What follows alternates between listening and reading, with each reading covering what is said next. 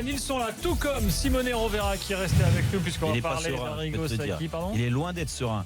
Parce que je parlais pendant la pub avec lui, l'Italie, et je lui ai fait insupportable. Là, il a compris un peu plus de choses. Et là, il se dit, oui, c'est vrai. À chaque fois, il fait ce coup-là, et toi, comme moi, il me fait tout le temps, et puis et je lui dis, mais arrête de dire ça, ce que les gens croient. En fait, tu mens en racontant des histoires. Et je me mets très mal à l'aise. Je raconte des histoires. Je mens quoi, et je te parlais pas là. Je te disais pas. Ouais, mais tu disais des choses.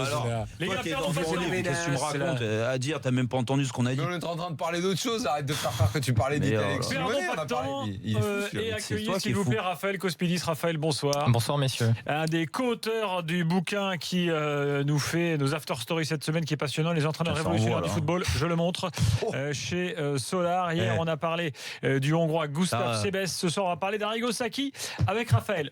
Trois il y a petites une infos. montre là. T'as une montre maintenant? Même pas, non, pas c'est encore. Bah, ça va arriver parce que attends. Je compte sur toi, Jérôme. Est-ce que tu es grec, Raphaël? Oui. Ah, j'ai jamais pensé. Cosmidis, forcément, c'était que grec. Il y a un gros barrage qui arrive en plus là. Les Croates en face, ça va être difficile. Ah, contre la Croatie? Là, ouais. Là, c'est un peu plus. On n'a jamais pensé à parler de Mitroglou avec lui. J'en parlerai pas en bien donc. Ah bon? C'est pas mon type d'attaquant, on va dire. Oh merde. Merde. Putain. Préféré Katsouranis? Grand joueur. Caristéas surtout. Caristéas, on parle pas de Jérôme, il était là. Le seul qui a un nom qui se termine comme ça et qui n'est pas grec, c'est Roland finalement. C'est ça. Mais il avait un grand-père.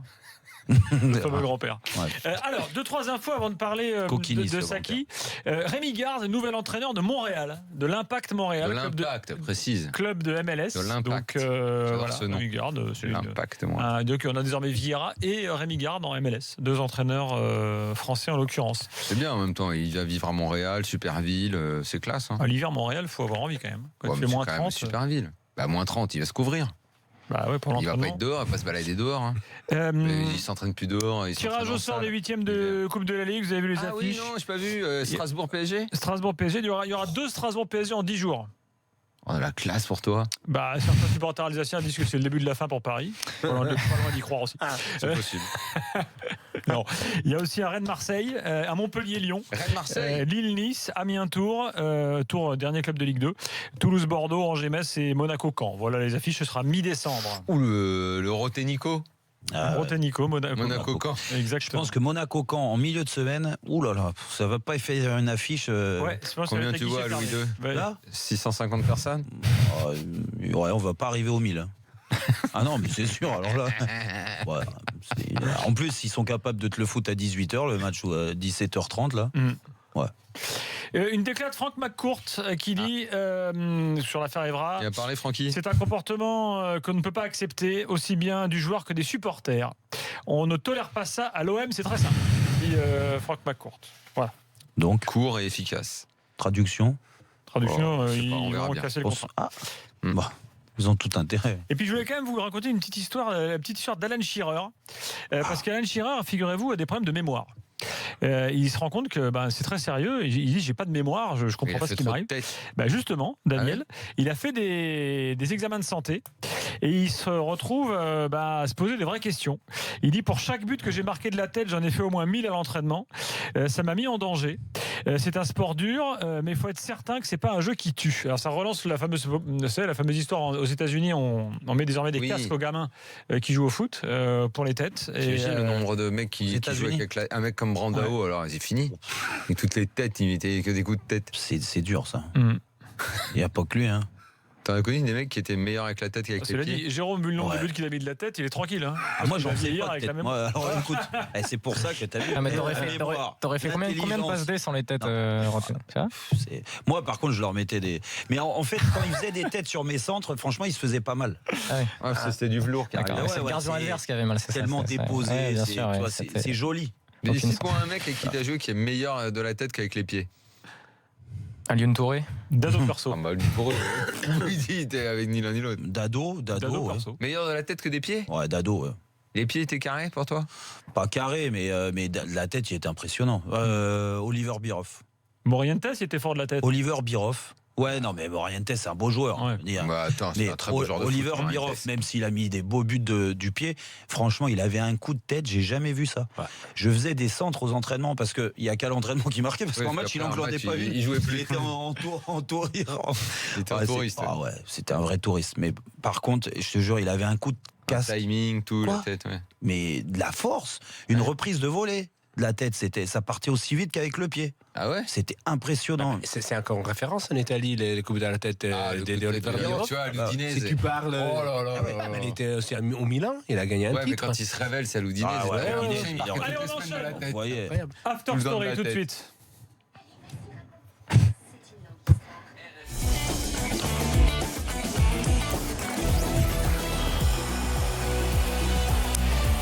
Un entraîneur révolutionnaire qui a transformé le foot, Sébastien hier, ce soir Arrigo Sacchi, ces prochains jours Cruyff, Herrera, Lobanovski, Guardiola, Rinus Michels, tout ça donc avec Raphaël Kosminis qui est là, il n'est pas tout seul, hein. Hier on avait Julien Maumont avec nous. Ça veut dire que demain il y aura Christophe Tuchy.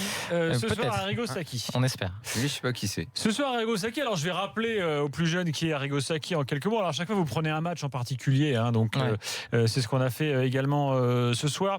On va parler du fameux Milan-Real, donc de la saison 88-89, qui est une sorte de sommet Arrigo Sacchi en quelque sorte. Alors rappelons que Sacchi est arrivé en 87 à Milan.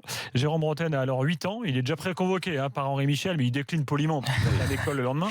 Donc voilà, il peut pas y aller. Alors, dès sa première saison, Sacchi remporte le championnat d'Italie, donc en 88. Derrière, Rijkaard arrive. Van Basten est à 100% de sa forme. Donc Gullit, Rijkaard, Van Basten. Bon, il y a de quoi faire. Coupe des clubs champions bien sûr. Milan passe tranquille face à Sofia au premier tour. Derrière ils battent au tir au but l'Étoile rouge de Belgrade. Quand même on peut s'en souvenir parce que c'était l'époque de l'Étoile rouge qui gagnera ensuite. C'est le brouillard. Alors, par ailleurs, peut-être que sans le brouillard, Sacchi n'existe pas. Et on arrive en demi-finale. Choc face au Real de Butragueño, Hugo Sanchez, le dentiste qui en fait Michel aussi n'était pas dentiste, hein, mais juste prothésiste dentaire. Bernd Schuster également, Michel, Raphaël. Match aller un partout.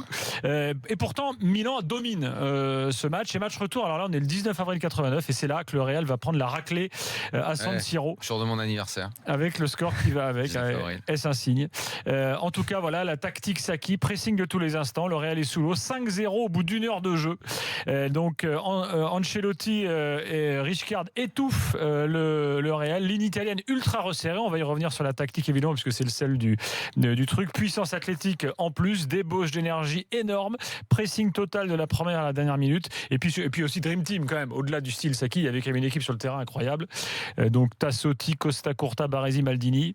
Au milieu Rijkaard, on en a parlé, Ancelotti, Donadoni, Colombo sans sa Peugeot, et puis attaquant Gullit, Van Basten. Donc voilà, Sacchi qui dira plus tard, je voyais l'équipe pratiquer le football dont j'avais toujours rêvé. Raphaël, quel était ce football de rêve de Sacchi? C'était un football à la fois très structuré et très, très offensif, parce que c'était un coach qui tenait à évoluer dans le camp adverse, que ce soit avec ou sans le ballon, et c'est peut-être sans le ballon que c'était le plus impressionnant parce que c'est une équipe qui arrivait à empêcher l'adversaire de sortir de son camp pendant 10-15 minutes. Il y a plusieurs matchs comme ça. Il y a la finale aussi de 89 contre Bucarest où le Bucarest de Hagi quand même doit montrer sa qualité technique, où avant le match il y a les journalistes italiens qui disaient à Sacchi de jouer la contre-attaque et notamment Brera qui là-bas avait une vraie influence et qui demandait à Sacchi de jouer la contre-attaque, et finalement contre Bucarest, Milan avait réussi à garder 15 minutes dans cette domination dans le camp adverse. Et c'était pareil contre le Real qui sortait de 3 titres de champion en Espagne, de Binaker, Sanchis, la grosse équipe de l'époque, Butragueño, et pourtant ce Real a été minable en fait par ce Milan très agressif avec un pressing incroyable.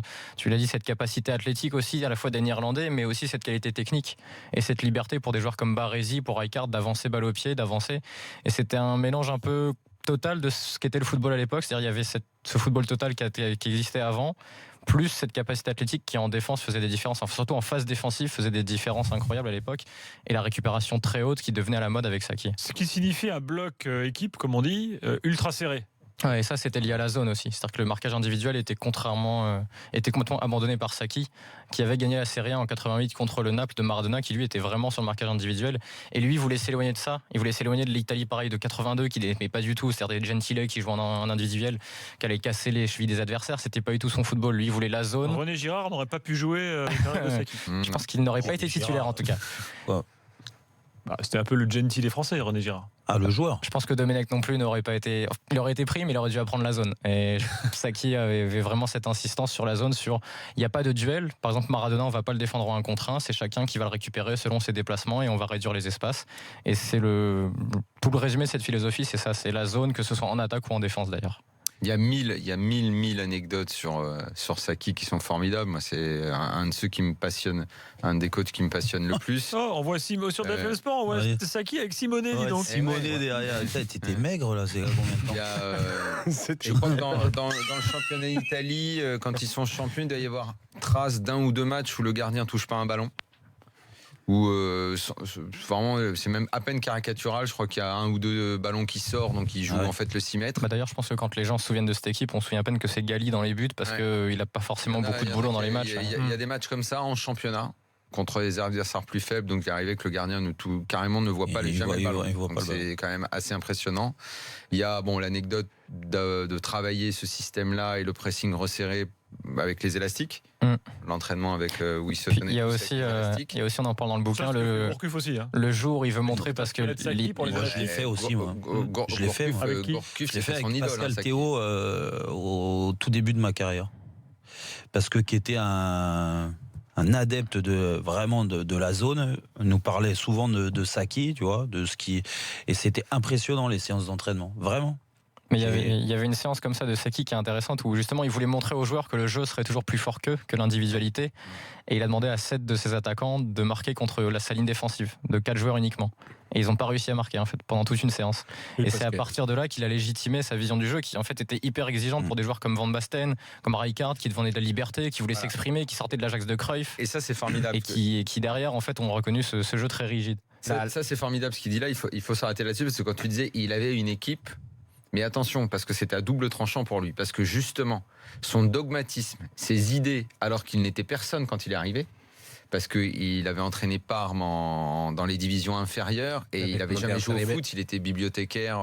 Non, il vendait des chaussures dans la... mais il avait bossé dans une bibliothèque aussi. Il s'était blessé très jeune aussi, il Il vendait des chaussures, je connaissais pas ça. Son père tenait une usine de chaussures. Au début, ça se passe très mal, et tout le monde est persuadé qu'il va se faire virer. Parce que les joueurs ne veulent plus de lui, parce que Van Basten dit moi je ne ferai jamais ce qu'il demande. Les premiers titres arrivent aussi parce qu'il s'est fait éliminer en Coupe UEFA au 2e tour face à l'Espagnol, si je ne me trompe pas.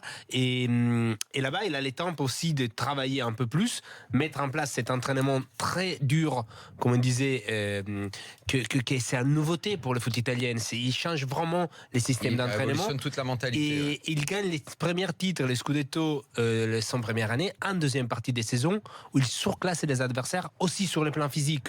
Donc, mais la chose incroyable, une autre anecdote, c'est qu'il montre les vidéos, il montre les cassettes, parce que la vidéo c'était avec les cassettes de ces matchs.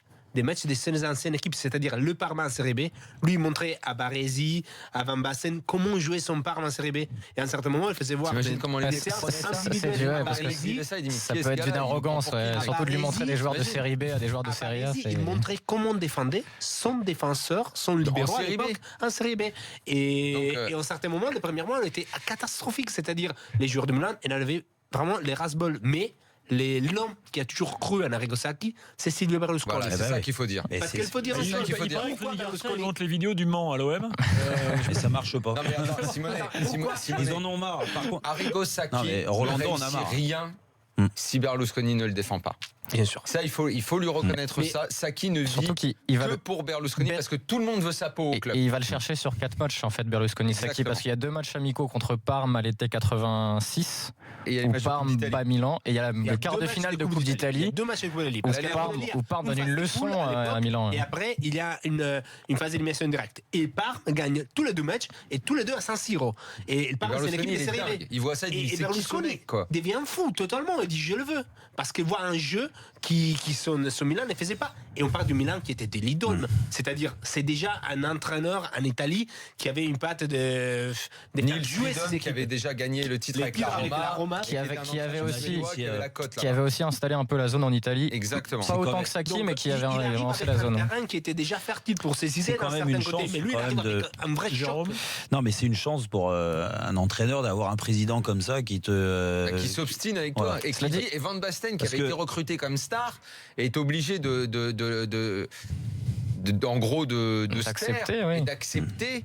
Et il y avait des mecs connus, Baresi, tous ces mecs-là et tout. Les mecs, Berlusconi dit écoutez, vous voulez tous que je le vire parce que ça se passait de façon catastrophique. Il a dit vous allez faire ce qu'il dit.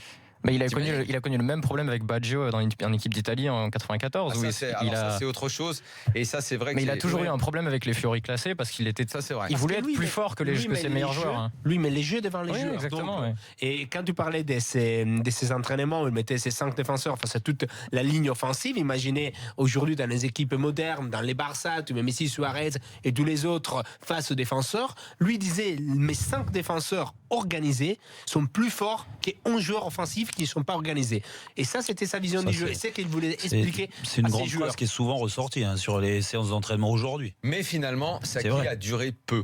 Pourquoi ? Parce qu'il était cramé, épuisé. Lui était cramé par l'exigence qu'il demandait. Exactement. Parce que finalement, quand il s'en va, parce qu'il est invaincu pendant jusqu'en fait le premier qui bat Saki, c'est l'OM de 91. Donc avec Götze, dans des circonstances incroyables. Ultra défensif, lui est dégoûté par ça. Il n'arrive pas à prendre le dessus sur ce bloc défensif, vraiment ultra défensif. En 91, c'est le match où Milan quitte le terrain justement pour essayer de passer côté administratif parce qu'il y a des échauffourées. Il est usé. Il prend l'équipe d'Italie.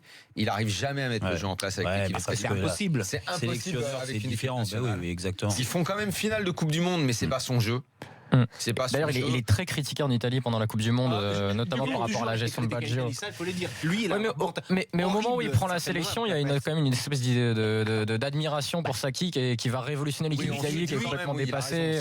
Quand on lit les articles de l'époque, même de l'équipe, c'est genre Saki va tout régler, il va régler tous les problèmes. Et en fait, même dans le jeu, ça reste poussif parce que quand tu récupères l'Italie, c'est la catastrophe. Raphaël, oui. Alors, est-ce qu'aujourd'hui, dès que Saki parle, le foot italien se tait ou alors est-ce que c'est compliqué. Aujourd'hui, il y a à la fois les gens qui l'ont connu, qui sont admiratifs parce que c'est quand même quelqu'un qui a révolutionné, et puis il y a un certain ras-le-bol par rapport au côté je radote de Saki. Qui radote depuis 20 ans. Il y a eu les embrouilles avec Ibrahimovic à la télé italienne, il y a eu les embrouilles avec pas mal de gens.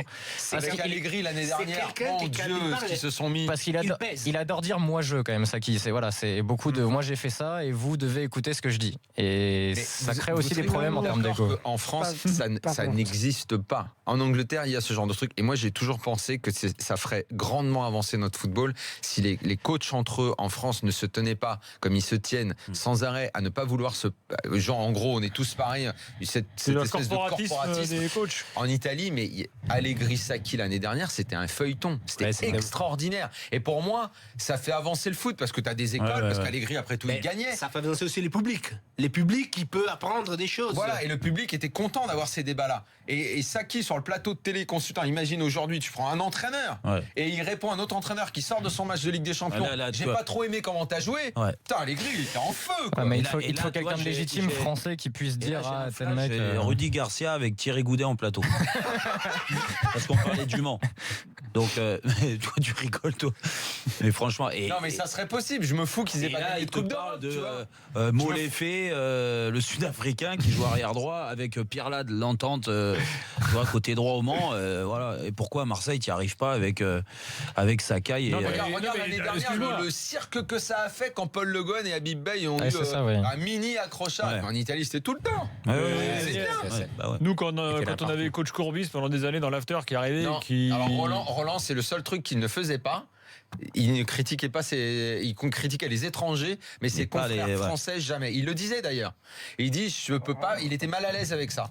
Est-ce que c'est pas aussi parce que Saki a mis sa carrière derrière lui que du coup il peut se permettre de peut-être se griller avec des gens alors que quand t'es encore dans le milieu et que tu cherches un boulot. Après, c'est plus normal en Italie d'avoir des consultants qui sont très durs ou qui rentrent vraiment dans le vif des sujets. Les luttes entre Mourinho et les autres entraîneurs italiens, ça parlait. Comme Mourinho et Conte cette année en première ligue, c'est pareil. Pour conclure, un entretien du 2014 avec une télé, il disait moi j'ai pas laissé une signe en Italie, plus en Europe. Mais en Italie, j'ai pas laissé un héritage. Par contre, les choses sont changées dernièrement. Lui parle de Sarri et Sarri dit Sarri peut-être est bien meilleur que moi et c'est bien pour le football parce que moi j'ai tout appris de Michels, de l'Ajax et heureusement qu'il y a eu Michel pour moi, et heureusement que pour Sarri, je suis ça. Parce que c'est bien d'avoir quelqu'un qui te fait avancer. Et donc, il a mis Sarri dans l'avenir. Un peu le même parcours il n'a jamais été footballeur professionnel. C'est quelqu'un qui était un ancien banquier qui s'est reconverti. Donc, ça fait un peu penser à Saki. Ça, c'est aussi toujours un peu une lutte. Je ceux qui ont joué, ceux qui n'ont pas joué. Les entraîneurs révolutionnaires, ils ont transformé le foot. Voilà. Demain, on parlera de qui c'est qu'on a demain au programme. Rinus Michels. Ah non, Cruyff. Ah, c'est Cruyff demain. Ah ouais, Cruyff. Voilà. Il y a affiliation, donc. Voilà. Allez. Merci Raphaël. Restez les gars. Il y a le quiz. Il y a un maillot de Saint-Etienne à gagner ce soir. Énorme enjeu. Évidemment, dans le quiz.